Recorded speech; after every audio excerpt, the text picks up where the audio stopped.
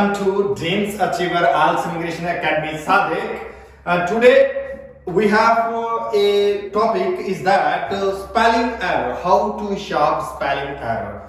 Number of students always say that sir or ma'am, sir, we have lots of problems in order to sharp our capability, in order to sharp our attention for avoiding the spelling error, because when we write, when we like performing listening, when we write any topic, writing task 1, writing task 2, usually we face problem in spelling error. We do number of methods, we use number of efforts, even though we always try to write words on notebooks, even though we try to write words 5 times, 10 times, 20 times, nevertheless we have to tackle with spelling error, whether in writing as well as in listening.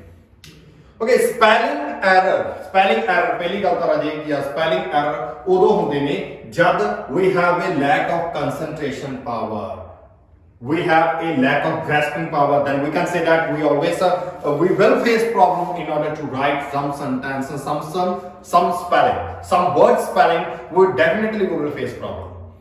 If we have an appropriate concentration power, then we can't say that we had to face spelling error problem. Why?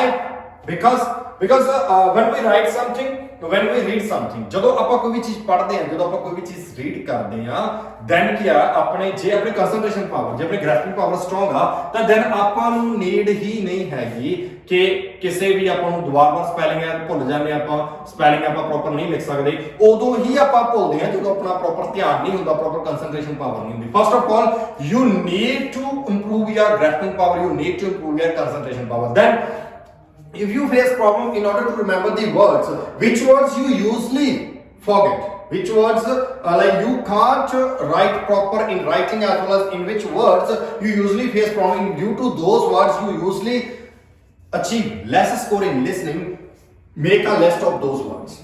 Okay, after making a list, you don't need to spend time for writing 3 times, 4 times, 5 times, 6 times, 9 times, 10 times. You don't need to write those words on your notebooks. You need to attention, you need to improve your grasping power, you need to pay attention towards those words. Make a list of those words and put that list front of you every time. Put that list on your phone screen, put that list on front of your bed, put that list on front of your studying table, put that list on your study environment, put that list front of you every time.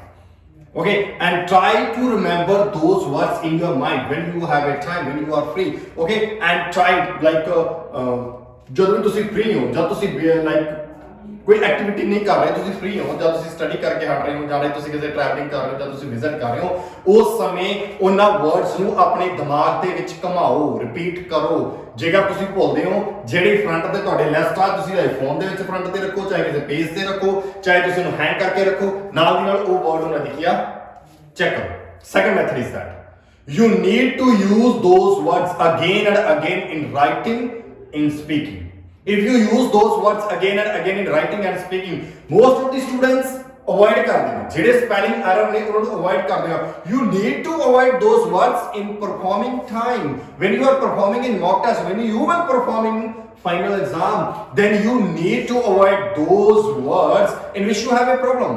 Otherwise, if you are performing in class, then you don't need to avoid those words, then you need to use those words again and again. If we use those things in which we have a problem, definitely we experience is a key of success. ਆਪਾਂ ਉਹ ਚੀਜ਼ਾਂ ਨੂੰ experience ਕਰਦੇ ਹਾਂ, ਜਦੋਂ ਆਪਾਂ ਉਹਨੂੰ experience ਕਰਾਂਗੇ, ਵਾਰ-ਵਾਰ ਲਿਖਾਂਗੇ, ਇਹ ਤਾਂ ਨਹੀਂ ਕਿ ਰੋਜ਼ ਹੀ ਗਲਤ ਹੋਊਗਾ, ਵਾਰ-ਵਾਰ ਉਹਨੂੰ ਡੇਲੀ ਯੂਜ਼ ਕਰਾਂਗੇ, ਵਾਰ-ਵਾਰ ਜਾਣ-ਬੁੱਝ ਕੇ ਆਪਾਂ ਯੂਜ਼ ਕਰਾਂਗੇ, definitely those words will remember in our mind. For example, ਜਿਹੜੀ ਐਕਟੀਵਿਟੀ ਆਪਾਂ ਡੇਲੀ ਕਰਦੇ ਹਾਂ, ਉਹਦੇ ਚ ਆਪਾਂ ਐਕਸਪਰਟ ਹੁੰਦੇ. ਕੋਈ ਵੀ ਐਕਟੀਵਿਟੀ, ਤੁਸੀਂ ਕੋਈ ਕੰਮ ਕਰਦੇ ਹੋ, ਤੁਸੀਂ ਸਟੱਡੀ ਕਰਦੇ ਹੋ, ਕਿਤੇ ਜਾਂਦੇ ਹੋ, ਕਿਤੇ ਬੈਠਦੇ ਹੋ, ਕਿਸੇ ਨਾਲ ਗੱਲਾਂ ਕਰਦੇ ਹੋ, ਤੁਸੀਂ ਉਹਦੇ ਚ ਐਕਸਪਰਟ ਹੁੰਦੇ ਹੋ. ਵਾਈ? ਬਿਕਾਜ਼ ਉਹ ਐਕਟੀਵਿਟੀ ਤੁਸੀਂ ਵਾਰ-ਵਾਰ ਰਿਪੀਟ ਡੇਲੀ ਕਰਦੇ ਹੋ. ਜੇਕਰ ਤੁਸੀਂ ਜਿਹੜੇ ਵਰਡ ਤੁਹਾਡੇ 10 15 20 ਵਰਡਸ ਡੇਲੀ ਗਲਤ ਹੁੰਦੇ ਨੇ ਰਾਈਟਿੰਗ ਦੇ ਵਿੱਚ, ਲਿਸਨਿੰਗ ਦੇ ਵਿੱਚ, ਉਹਨਾਂ ਵਰਡਸ ਨੂੰ ਤੁਸੀਂ ਰਿਪੀਟ ਕਰਦੇ ਹੋ ਉਹਦੇ ਮਾਈਂਡ ਦੇ ਵਿੱਚ, ਡੈਫੀਨੇਟਲੀ ਉਹ ਵਰਡ ਤੁਹਾਨੂੰ remember. Clear? third method is that ਤੁਸੀਂ ਰਾਜੇ ਕੀ ਆ, ਵਰਡਸ ਨੂੰ ਅਕੋਰਡਿੰਗ ਟੂ ਪ੍ਰੋਨਾਂਸ ਵੀ ਰਿਮੈਂਬਰ ਕਰ ਸਕਦੇ ਹੋ. ਅਕੋਰਡਿੰਗ ਟੂ ਪ੍ਰੋਨਾਂਸ ਹਾਊ, ਜਿਵੇਂ ਕੋਈ ਵੀ ਵਰਡਸ ਵਿੱਚ ਜੇ ਆਪਾਂ ਨੂੰ ਪ੍ਰੋਬਲਮ ਆਉਂਦੀ ਆ, we will divide those words, we will divide that word in three or two parts. For example, if I'm talking about the restaurant word, students ਅਕਸਰ ਹੀ restaurant ਦੇ ਸਪੈਲਿੰਗ ਰਾਹੀਂ ਕਿ ਲਿਸਨਿੰਗ ਦੇ ਵਿੱਚ ਗਲਤ ਕਰਦੇ ਨੇ, ਜਾਂ ਰਾਈਟਿੰਗ ਦੇ ਵਿੱਚ ਵੀ ਕਦੇ ਟੌਪਿਕ ਆ ਗਿਆ ਰੈਸਟੋਰੈਂਟ ਉਹਦੇ ਵੀ ਸਪੈਲਿੰਗ ਗਲਤ ਕਰਦੇ ਨੇ। How we can improve, because we will divide that word in three parts, restaurant, okay. ਜੇਕਰ ਆਪਾਂ ਇਦਾਂ ਦੀਆਂ ਐਕਟੀਵਿਟੀਜ਼ ਕਰਦੇ ਹਾਂ, ਇਦਾਂ ਦੀਆਂ ਐਕਟੀਵਿਟੀਜ਼ ਫੋਲੋ ਕਰਦੇ ਹਾਂ, ਦੈਨ ਆਪਣਾ ਸਪੈਲਿੰਗ ਐਰਰ ਪ੍ਰੋਬਲਮ ਸੋਲਵ ਹੁੰਦੀ ਹੈ, ਡੈਫੀਨਿਟਲੀ ਸੋਲਵ ਹੁੰਦੀ ਆ। ਜੇਕਰ ਆਪਾਂ ਸੋਚਦੇ ਹਾਂ ਨਹੀਂ ਯਾਰ ਮੇਰੇ ਤਾਂ ਸਪੈਲਿੰਗ ਐਰਰ ਇਦਾਂ ਹੀ ਹੁੰਦੇ ਰਹਿਣਗੇ, ਮੈਂ ਤਾਂ ਸਪੈਲਿੰਗ ਐਰਰ ਇਦਾਂ ਹੀ ਕਰਦਾ ਰਹੂੰਗਾ, how we can say that you can achieve appropriate score, you can sharp, you can solve your problem. If you are totally demotivated person, if you are totally negative person, then we can't say that you can achieve appropriate score. You can sharp your spelling error ability. Okay, now we will check some examples how we can remember spellings by using Dwight method. Okay, let's start. Okay, students, ਹੁਣ ਆਪਾਂ ਕੁਝ examples check ਕਰਦੇ ਹਾਂ। Example ਦੇ behalf ਤੇ ਆਪਾਂ ਨੂੰ ਪਤਾ ਲੱਗ ਗਿਆ ਕਿੱਦਾਂ ਆਪਾਂ ਕੀ ਆ ਸੈਪਰੇਟ ਕਰਕੇ ਵਰਡਸ ਨੂੰ ਰਿਮੈਂਬਰ ਕਰ ਸਕਦੇ ਹਾਂ। ਕਲੀਅਰ ਆ ਜੀ? Okay, first word we have restaurant. Restaurant ਆਪਾਂ ਬੋਲਦੇ ਹਾਂ ਜੀ, ਆਪਾਂ ਲਿਸਨਿੰਗ ਦੇ ਵਿੱਚ ਆਮ ਹੀ ਇਹ ਵਰਡ ਯੂਜ਼ ਹੁੰਦਾ, ਰਾਈਟਿੰਗ ਵਿੱਚ ਕੋਈ ਟੌਪਿਕ ਆਉਂਦਾ ਉਸ ਟੌਪਿਕ ਵਿੱਚ ਆਪਾਂ ਯੂਜ਼ ਕਰ ਸਕਦੇ ਹਾਂ restaurant. Okay, I have divided that word in three parts like that, restaurant। ਹੁਣ ਜਦ ਵੀ ਲਾਈਕ ਤੁਸੀਂ ਤੁਹਾਨੂੰ ਇਹ ਵਰਡ ਲਿਖਣਾ, ਤੁਸੀਂ ਜਦ ਵੀ ਬੱਚੇ ਕਹਿੰਦੇ ਨੇ ਜਦ ਅਸੀਂ ਪ੍ਰੋਨਾਂਸ ਕਰਕੇ ਰੈਸਟੋਰੈਂਟ ਸਾਡੇ ਦਿਮਾਗ ਵਿੱਚ ਆ ਜਾਂਦਾ ਵਰਡ ਲਿਖਣਾ ਹੈਗਾ, ਬਟ ਸਾਨੂੰ ਸਪੈਲਿੰਗ ਐਰਰ ਆਉਂਦੇ ਨੇ। ਓਕੇ, ਸਪੈਲਿੰਗ ਐਰਰ ਹੋ ਜਾਂਦੇ ਨੇ। ਆਪਾਂ ਕੀ ਕਰਾਂਗੇ ਹੁਣ, ਰੈਸ ਨੂੰ ਅਲੱਗ ਕਰ ਲਾਂਗੇ, ਟਾਓ, ਰੈਂਟ। ਹੁਣ ਜਦ ਵੀ ਆਪਾਂ ਲਿਖਾਂਗੇ ਰੈਸਟੋਰੈਂਟ, ਆਟੋਮੈਟਿਕਲੀ ਤੁਹਾਡਾ ਵਰਡ ਰਜ ਗਿਆ ਕਰੈਕਟ ਹੋ ਜਾਏਗਾ। ਨੈਕਸਟ ਵਰਡ ਰਿਜ਼ਰਵਨੇਟ। ਓਕੇ, ਰਿਜ਼ਰਵਨੇਟ ਵਰਡ ਰਜ ਕਿ ਆਪਾਂ ਫ੍ਰੀ ਸਟ੍ਰੈਸ ਫ੍ਰੀ ਲਈ ਆਪਾਂ ਯੂਜ਼ ਕਰਦੇ ਇਸ ਵਰਡ ਨੂੰ ਰਿਜ਼ਰਵਨੇਟ। ਇਹਨੂੰ ਆਪਾਂ ਕੀ ਕੀਤਾ ਰਾਜੇ, ਰਾਜ਼ੂ ਲਿਖਦੇ ਨਾ,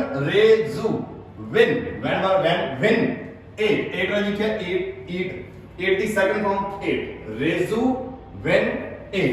ਹੁਣ ਜਦ ਵੀ ਰਾਜੇ ਤੁਸੀਂ ਇਹਨੂੰ ਰਾਈਟ ਕਰਨਾ, ਉਸ ਟਾਈਮ ਤੁਸੀਂ ਇਹਨੂੰ ਇਸ ਤਰ੍ਹਾਂ ਪ੍ਰੋਨਾਂਸ ਕਰਕੇ ਰਾਈਟ ਕਰੋਗੇ ਵਿਨ 8, ਤੇ ਜਦ ਪ੍ਰੋਨਾਂਸ ਕਰਨਾ ਸਪੀਚ ਵਿੱਚ ਉਦੋਂ ਇਹ ਚੀਜ਼ ਨਾ ਕਰੋਗੇ, ਉਦੋਂ ਆਪਾਂ ਰਿਜ਼ਰਵਨੇਟ ਹੀ ਬੋਲਾਂਗੇ। ਨੈਕਸਟ ਵਰਡ ਮਿਊਜ਼ੀਅਮ ਦੇ ਵਿੱਚ ਆਮ ਹੀ ਬੱਚਿਆਂ ਨੂੰ ਪ੍ਰੋਬਲਮ ਆਉਂਦੀ ਆ। ਓਕੇ, ਇਹਨੂੰ ਚੰਗੀ ਤਰ੍ਹਾਂ ਜੀ ਮੂਜ਼ੀਅਮ ਤੇ ਨੈਕਸਟ ਜਿਹਨੂੰ ਡਿਵਾਈਡ ਕਰਨਾ। ਹੁਣ ਰਾਜੇ ਜਦ ਵੀ ਤੁਸੀਂ ਲਿਖੋਗੇ ਆਪਾਂ ਲਿਖ ਸਕਦੇ ਹਾਂ ਮੂਜ਼ੀਅਮ, ਬਣ ਗਿਆ ਮਿਊਜ਼ੀਅਮ। ਕਲੀਅਰ ਹੈ ਜੀ? Okay, next word is accommodation. Okay, ਇਹ ਬੜਾ ਸੌਖੇ ਤਰੀਕੇ ਨਾਲ ਜੇ ਸੈਪਰੇਟ ਹੋਇਆ, calm modation। ਇਹਨੇ ਤਰੀਕੇ ਨਾਲ ਆਪਾਂ ਲਿਖਾਂਗੇ, ਆਪਣਾ ਇਹ ਸਪੈਲਿੰਗ ਐਰਰ ਨਹੀਂ ਆਏਗਾ, calm modation, accommodation। Okay, next word is attendance। ਇਹਨੂੰ ਆਪਾਂ ਕਿੱਦਾਂ ਲਿਖ ਸਕਦੇ ਹਾਂ, ਡੈਂਸ ਨੂੰ ਡਾਂਸ ਬੋਲੋ, ਡਾਂਸ ਨੂੰ ਯਾਦ ਰਹੇਗਾ ਵਰਡ ਡਾਂਸ,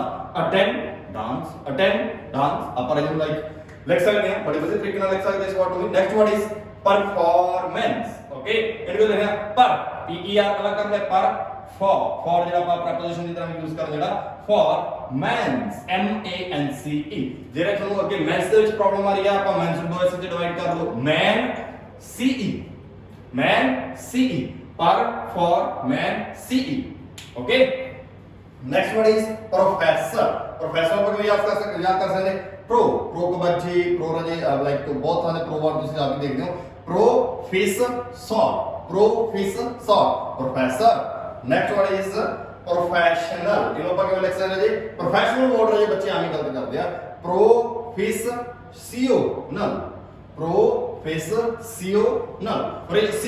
ਆਪਣੇ ਆਪ ਨੂੰ ਸੀਓ, ਇਸ ਨਾਲ ਸੀਓ ਨੂੰ ਸੀ ਨਾਲ ਨਾ ਪਾ ਲਓ ਤੇ ਸੀਈਓ ਨਾ ਪਾ ਦਿਓ। ਓਕੇ, ਨੈਕਸਟ ਵਰਡ ਇਜ਼ ਆਪਣੇ ਕੋਲ ਹੈਗਾ ਰਾਜੇ ਕੈਟਾਗਰੀ। ਓਕੇ, ਕੈਟਾਗਰੀ ਨੂੰ ਕੀ ਆਪਾਂ ਲਾ ਕਰਨਾ ਤੈਨੂੰ ਕੈਟ ਈਗੋ ਰਾਈ, ਕੈਟਾਗਰੀ। ਕਲੀਅਰ ਬੱਚੇ? ਓਕੇ, ਹੁਣ ਜਦ ਵੀ ਤੁਸੀਂ ਜਿਹੜੇ ਵਰਡਸ ਲਾਈਕ ਇਹ ਨਹੀਂ ਮੈਂ ਕਹਿੰਦਾ ਕਿ ਇਹੀ ਇਕੱਲੇ ਤੁਸੀਂ ਵਰਡਸ ਨੂੰ ਲਿਖ ਸਕਦੇ ਹੋ, ਇਹਨੂੰ ਤੁਸੀਂ ਦੋ ਹਿੱਸਿਆਂ 'ਚ ਡਿਵਾਈਡ ਕਰ ਸਕਦੇ ਹੋ, ਚਾਰ ਹਿੱਸਿਆਂ 'ਚ ਡਿਵਾਈਡ ਕਰ ਸਕਦੇ ਹੋ, ਤਿੰਨ ਹਿੱਸਿਆਂ 'ਚ ਡਿਵਾਈਡ ਕਰ ਸਕਦੇ ਹੋ, it depend on you. Clear? ਜਿਹੜੇ ਜਿਹੜੇ ਵਰਡਸ ਦੇ ਵਿੱਚ ਤੁਹਾਨੂੰ ਹੁਣ ਪ੍ਰੋਬਲਮ ਆਉਂਦੀ ਆ ਉਹਨਾਂ ਸਾਰੇ ਵਰਡਸ ਨੂੰ ਰਾਜੀ ਕਿ ਤੁਸੀਂ ਅਲੱਗ ਕੱਢੋ, ਅਲੱਗ ਕੱਢ ਕੇ ਉਹਨਾਂ ਵਰਡਸ ਨੂੰ ਇਦਾਂ ਸੈਪਰੇਟ ਕਰ ਲਓ, ਸੈਪਰੇਟ ਕਰਕੇ ਰਾਜੀ ਲਿਖਿਆ ਕਰੋ। ਆਟੋਮੈਟਿਕਲੀ ਉਹ ਵਰਡਸ ਜਿਹੜੇ ਨੇ ਤੁਹਾਡੇ ਦਿਮਾਗ ਦੇ ਵਿੱਚ ਸੈਟਅਪ ਹੋ ਜਾਣਗੇ, ਨਾ ਤਾਂ ਤੁਹਾਡੀ ਰਾਈਟਿੰਗ ਦੇ ਵਿੱਚ ਪ੍ਰੋਬਲਮ ਆਏਗੀ ਤੇ ਲਿਖਣ ਉਹਨਾਂ ਵਰਡਸ ਨੂੰ, ਨਾ ਹੀ ਰਾਜੀ ਕਿ ਤੁਹਾਨੂੰ ਕੀ ਆ ਲਿਸਨਿੰਗ ਦੇ ਵਿੱਚ ਕਦੇ ਗਲਤ ਹੋਊ। Clear are they? Okay. If you want to get more knowledge about us, about related to any module, okay, comment in our comment box. I will make video on that video. Clear are they? Writing ਦੇ ਉੱਪਰ ਹਜੇ ਮੈਂ videos ਨਹੀਂ ਬਣਾ ਰਿਹਾ, ਉਹ ਬਾਅਦ ਦੇ ਵਿੱਚ ਜਦ ਬੱਚਿਆਂ ਦੀ ਡਿਮਾਂਡ ਤੇ ਬਣਾਵਾਂਗੇ। ਰਾਈਟਿੰਗ ਦੇ ਜਿਹੜੇ ਬਹੁਤ ਹੀ ਸਟਰੋਂਗ ਵੀਡੀਓਜ਼ ਆਪਣੇ ਕੋਲੇ, ਬਹੁਤ ਹੀ ਸਟਰੋਂਗ ਡੇਟਾ, ਬਹੁਤ ਹੀ ਸਟਰੋਂਗ ਮੈਥਡ ਆਪਣੇ ਕੋਲੇ ਹੈਗਾ ਆ, ਜਿਹੜਾ ਆਪਾਂ ਇਕੱਲਾ ਤੁਹਾਨੂੰ ਕਲਾਸ ਵਿੱਚ ਹੀ ਕਰਾਣੇ, ਨੈਟ ਤੇ ਨਹੀਂ ਪਾਣਾ। Okay, thank you.